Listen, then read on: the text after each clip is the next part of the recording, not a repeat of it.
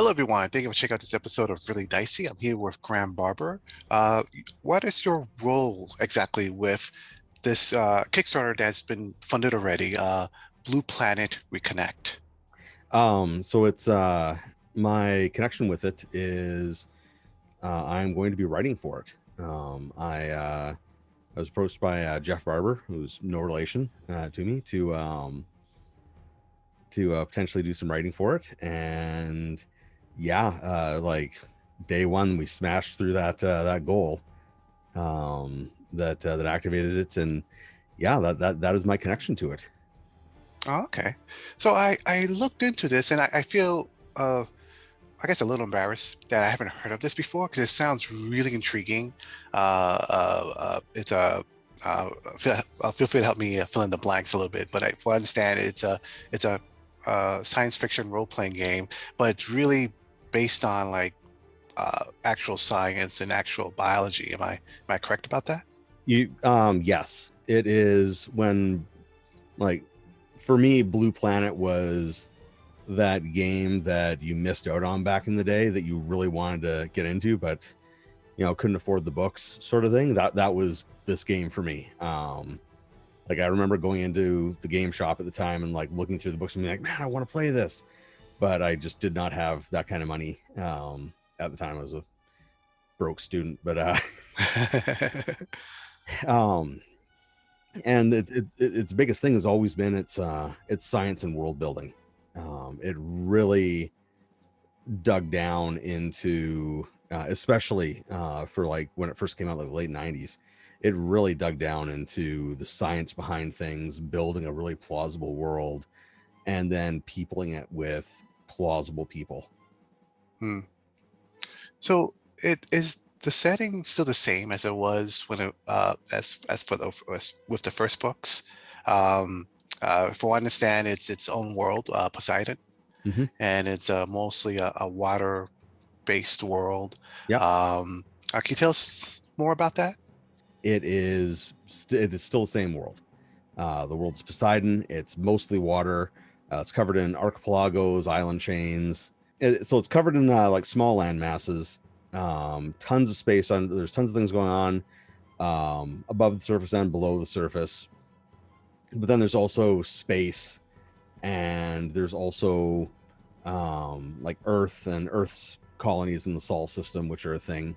Um, and but the main focus, yeah, is it's on Poseidon, and it's the same cool blue world that it was when it first released. Because one of the things is that Jeff wants to rebuild the world, or wants to put this out the way it was. Not exactly the way it was, obviously, as it's updates to writing and everything else like that. But the world's not moving forwards. Like, the timeline isn't going to jump ahead and present a new world and stuff like that. It's a world on the precipice of big change. You've got different factions, on world and off world, all trying to influence things and get stuff to go their way, and it's really cool. Okay. What what can someone be in this world exactly? Just about anything. So the game, it's science fiction, and it's definitely towards the hard side of science fiction, with things in world explained, but there's more than just humans. So there's humans, there's genetically modified humans. Some are just like upgraded humans. Other ones have been had their DNA spliced with different animals, like apes and cats. And what was it? There was an unlock the other day for a new race. What was that one? I think they're like lizards or something like that, or skinks. And so that's going to be an option now as well. There's uplifted cetaceans, so you can play as an orca or as a dolphin, and the game supports that. So it's not a case of like you make up a cool dolphin character and then like, oh, sorry guys, can't come on the adventure. Like it's supported within the adventure and like within the world, so you can be all those sorts of things. And as for occupations and jobs and tasks, um, the best way to describe that is the game is thematic. So it's not a game like say like a conventional like dungeon crawler or something like that, where you just everyone makes up a character and you just throw them into the pot and hope that it works. This is a game that where theme is going to play a big part in your experience with it. So maybe you're playing geo peacekeepers, maybe you're playing like a criminal syndicate, maybe you're playing guerrillas, maybe you're just playing regular people having having a really chill slice of life game. It's sort of like it's got that breadth of playability. Oh, okay. And can you talk a little bit more about like what would you be facing against? Is it more you mentioned a little bit about criminal syndicate. If there's a syndicates there, like what exactly are they doing there that's illegal? Is there something valuable in the waters?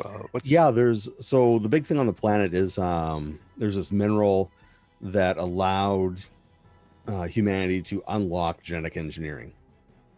Like it was the key that they needed in order to make all these like spliced humans and everything else like that, and it became immediately valuable.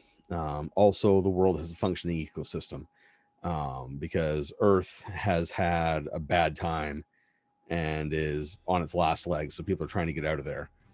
And so on the criminal syndicate side of things, there's smugglers, and then there's all the illegal things that come in with huge influxes of people to any sort of like remote location. And some people are into it, some people aren't, and there's conflict all over the place. It's really cool. okay? Well, how would you describe this role-playing game exactly? We mentioned before that it's built on as real science, real biology.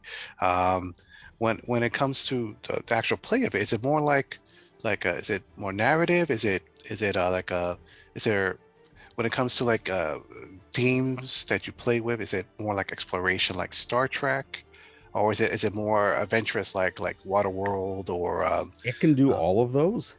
Like everything you've just said is stuff that it can do, which is why the thematic nature is being brought forward in this edition.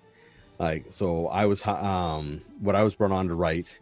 So actually, I'll go right to my little Kickstarter level here. So campaign hooks is what I'm writing a campaign hook for it. And what these campaign hooks are is they are basically a set of circumstances and character archetypes that you can present your players with.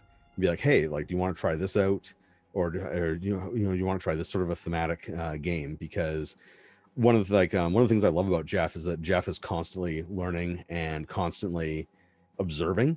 And one of the big things that he heard back from the previous editions was that people didn't know what to do because it was a cool, well-developed world. There's tons of stuff, and people were like, "What do we do next? Like, how do we proceed with cracking this egg open to enjoy it?" And so that's where he came up with these campaign hooks, and the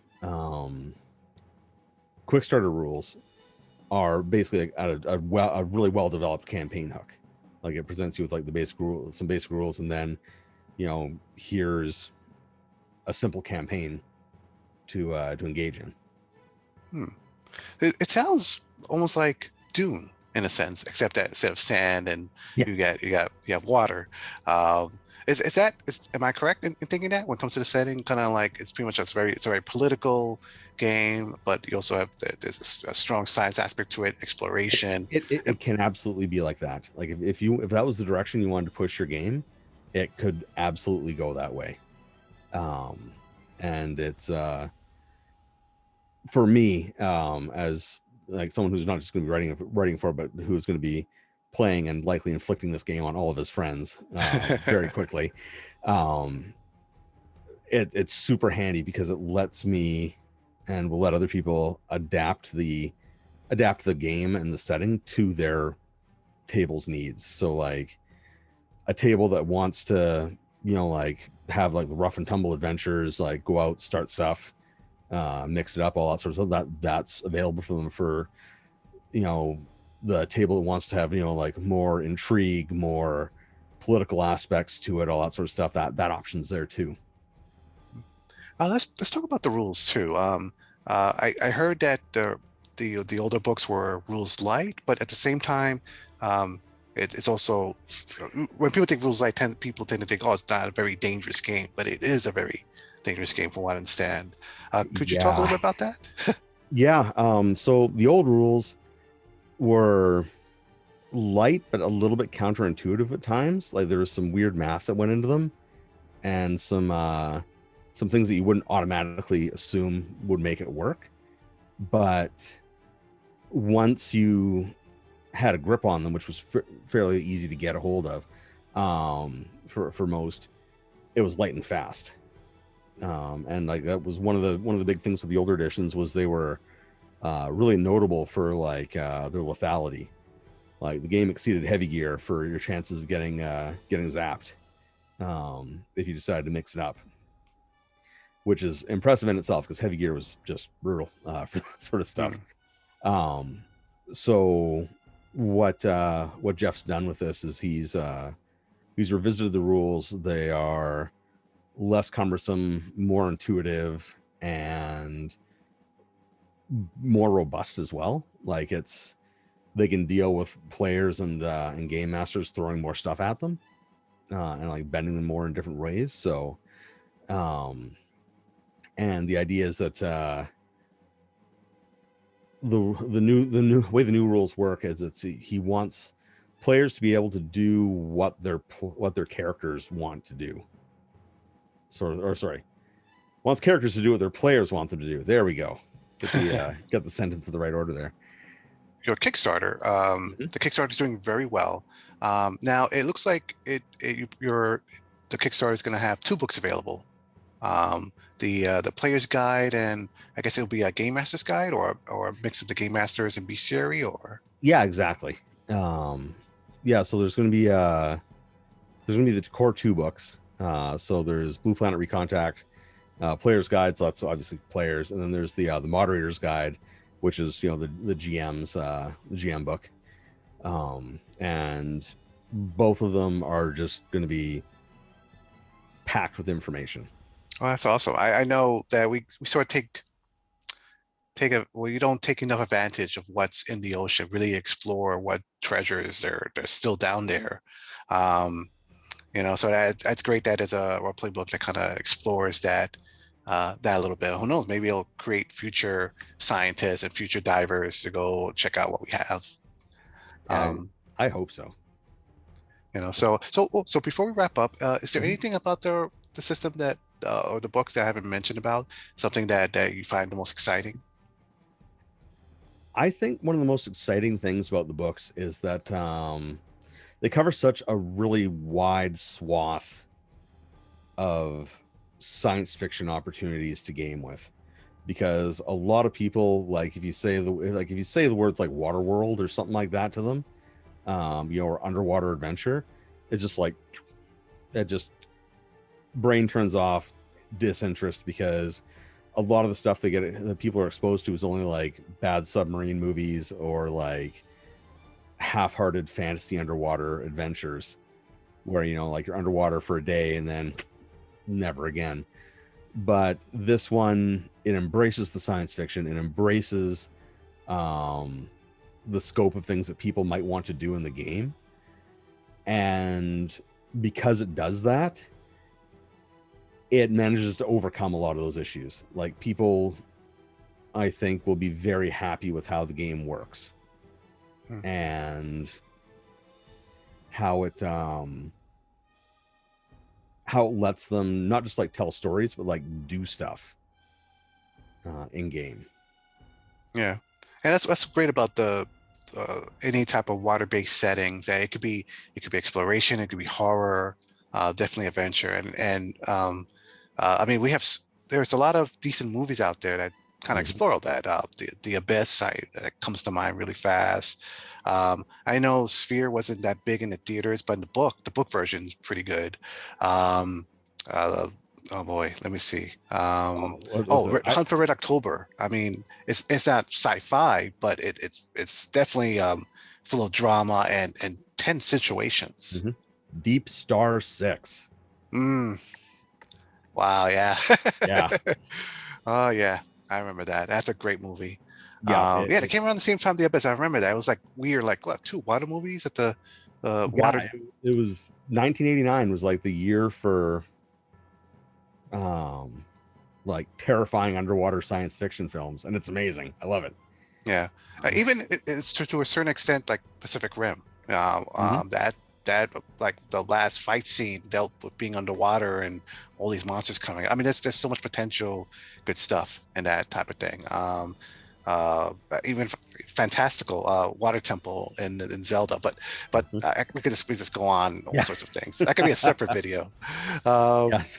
but yes, um, thank you so much for taking time to talk about this. I'm really glad that at the end of our last interview, you mentioned this and you piqued my interest. And I'm a little sad that I never came across something like this, or maybe if I did, I was just too young and I was still in my murder hobo days, so I just probably wouldn't Yeah, that's pick fair. those up. That's Yeah. um, so yes, viewers, I'll put everything in the description, all the information in the description below. okay. Thank you for watching and stay tuned for more news. Have a great day, everyone. Take care, everybody.